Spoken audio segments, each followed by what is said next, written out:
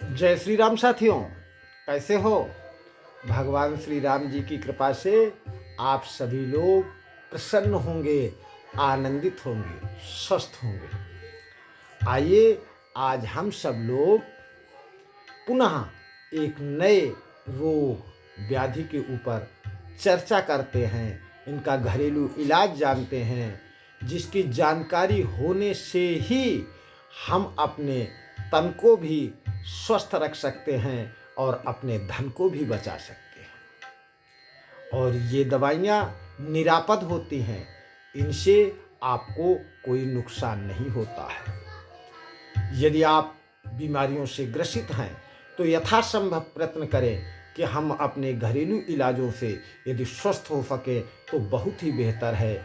जब हमारा घरेलू इलाज या आयुर्वेदिक या इन दवाइयों से इलाज न हो सके तब आपको हॉस्पिटल और डॉक्टर के पास जरूर जाना चाहिए। आइए आज का विषय रहेगा दमा, श्वास रोग। मतलब कि सांस के बिना व्यक्ति 2 मिनट तक भी नहीं रह सकता है, लेकिन फिर भी लोग इसे बेहद सामान्य मानते हैं।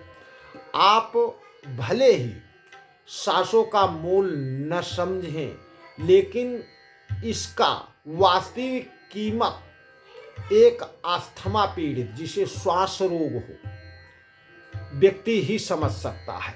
श्वसन संबंधी समस्या कभी कभी तो जानलेवा बन जाती है।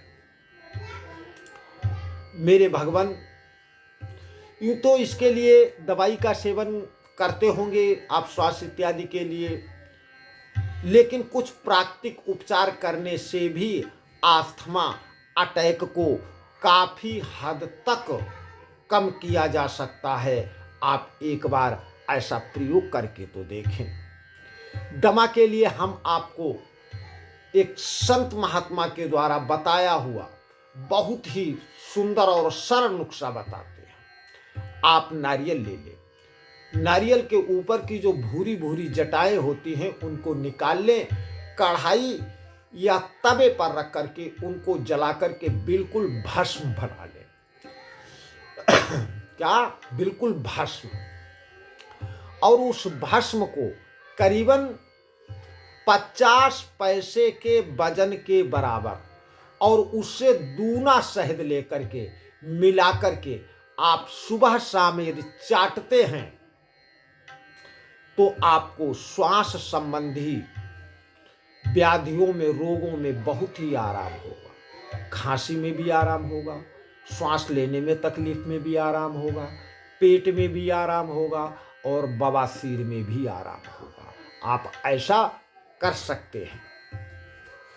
आपको दूसरा नुस्खा बताते हैं कि 5-6 बूंदे लेवेंडर ऑयल आपको दवाई की दुकान से मिल जाएगा। लेवेंडर का तेल, लेवेंडर ऑयल की एक बाउल गर्म पानी में डालें और उसमें करीबन 5 से 10 मिनट तक स्टीम लें। स्टीम मतलब श्वास, भाप लें।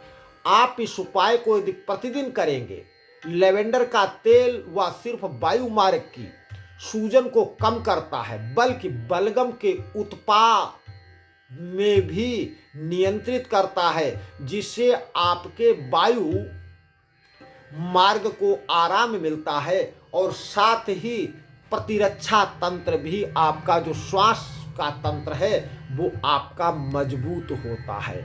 आप एक बार ऐसा करके देखें। अगर ये न समझ में आया हो तो दूसरा उपाय सुनिए कि श्वास संबंधी कोई भी समस्या दूर करने में शहद बहुत ही कारगर है।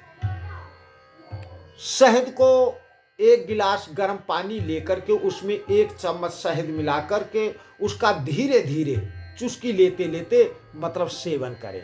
इसके अतिरिक्त रात में सोने से पहले भी 1 चम्मच शहद में थोड़ा सा दालचीनी पाउडर मिलाकर के उसे चाट लें। आप शहद व पानी का सेवन दिन में 3 बार कर सकते हैं। शहद गले में कफ के लिए और श्वास संबंधी रोगों के लिए बहुत ही फायदेमंद होता है। ये तो आपको पता भी होगा, दादी नानी काकी बाबा बुजुर्ग लोग बताया करते हैं, शहद बहुत ही गुणकारी होता है। आप शहद में जानते हो एक विशेष गुण होता है, यदि इसको गर्म पानी से लो तो ये गर्म होता है, गर्म तासीर हो जाती है, और ठंडे पानी से लो तो ये ठंडा हो जाता है। आप इसको गर्म पानी के साथ लेते हैं तो श्वास संबंधी रोगों में, खांसी में, बलगम में बहुत ही फायदा करता है। अगर ये भी न कर सके तो आपको इससे भी सरल एक उपाय बताते हैं। 1 गिलास पानी में 1/4 चम्मच हल्दी मिलाकर के उसका सेवन करें। करीबन 15 दिनों तक इस उपचार को दिन में 3 बार करें। कितने दिन? 3 बार करें, 15 दिन तक। हल्दी एक बहुत ही बेहतरीन एंटी माइक्रोवायल एजेंट है, साथ ही इसमें कर्क्यूमिन भी पाया जाता है जो अस्थमा से लड़ने में मददगार करता है। आप हल्दी को, मतलब कुल मिला के हल्दी को गर्म पानी से यदि आप लेते हैं तो आपको बहुत फायदा करता है। दमा में भी फायदा करता है, श्वास संबंधी में फायदा करता है, खांसी में भी फायदा करता है। आपको शायद जान करके हैरानी होगी, लेकिन कॉफी तो आप पीते होंगे ना। कॉफी भी अस्थमा से राहत दिलाने का एक आसान और कारगर उपाय है। इसके लिए आप 1 कप गर्मा गर्म कॉफी का सेवन करें, इससे आपको तुरंत अस्थमा से राहत मिलेगी। दरअसल यह तुरंत वायु मार्ग को खोलता है, जिससे आपको सांस लेने में आसानी होती है। आप ऐसा भी कर सकते हैं। और आपको एक उपाय बताते हैं। अदरक का इस्तेमाल आपने चाय में तो कई बार किया होगा। आप इसकी मदद से अस्थमा को भी मात दे सकते हैं। इसके लिए आप अदरक को कूट कस करके, मतलब कूट पीस लें, एक गर्म पानी में डाल दें। गर्म पानी में इसे डाल दें। अब इसे 5 मिनट के लिए यूं ही छोड़ दें। आप पानी को छान लें और इसमें शहद मिक्स करके गर्म ही गर्म गुनगुना पी लीजिए। आपको बहुत ही लाभ होगा। आप ऐसा एक बार करके जरूर देखें। अब आपको एक और उपाय बताते हैं, उससे भी सरल, कि आप पीपल के सूखे पत्तों को ले लें, उनको खूब कूटना चाहिए, और जब पाउडर बन जाए तो उसे कपड़े से छान लीजिए, और लगभग 50 पैसे के वजन के बराबर, और उसमें दूना शहद मिला करके प्रातः और सायं 2 टाइम ही चाटने से दमा ठीक हो जाता है। खांसी की तो कहने क्या, खांसी तो 2-3 दिन ही चाटोगे तो खांसी ठीक हो जाएगी। और ये आपके ओज को भी बढ़ाता है, तेज को भी बढ़ाता है। आप ये कर सकते हैं। अब इतने उपाय बताए, इतने उपायों में से यदि एक उपाय का भी आप पालन करते हैं तो आप विश्वास रखें कि आपको आराम जरूर होगा। प्रभु श्री राम की कृपा होगी आप पर, विश्वास आपको रखना पड़ेगा। कहते हैं ना, मंत्रे तीर्थे द्विजे देवज्ञे तस्य भावना तस्य सिद्धिर्भवतु। मंत्र पर, तीर्थ पर, औषधि पर, ब्राह्मण पर जैसा विश्वास होता वैसा फल व्यक्ति को अवश्य ही प्राप्त होता है। ध्यान रखना, इन दवाइयों में से एक दवाई भी आप करते हैं तो आपको लाभ अवश्य होगा। यदि बीमारी बढ़ती है तो आप डॉक्टर की भी सलाह जरूर लें। और यदि आपको हमारी जानकारी अच्छी लगी हो तो एक छोटा सा निवेदन है, आप चट से सब्सक्राइब कर लिया, ठीक है।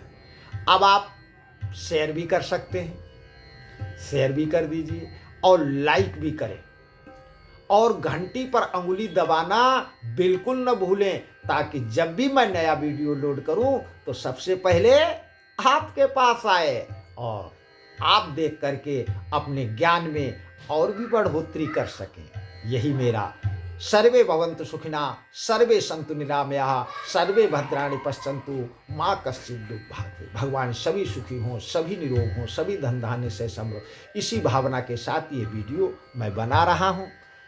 और जब हमारा समाज स्वस्थ होगा तो हमारा राष्ट्र स्वस्थ होगा, और जब राष्ट्र स्वस्थ होगा तो हमारा राष्ट्र तरक्की करेगा। जय जय श्री राम, जय जय श्री राम, जय श्री राम। भगवान सत प्रसन्न रहो।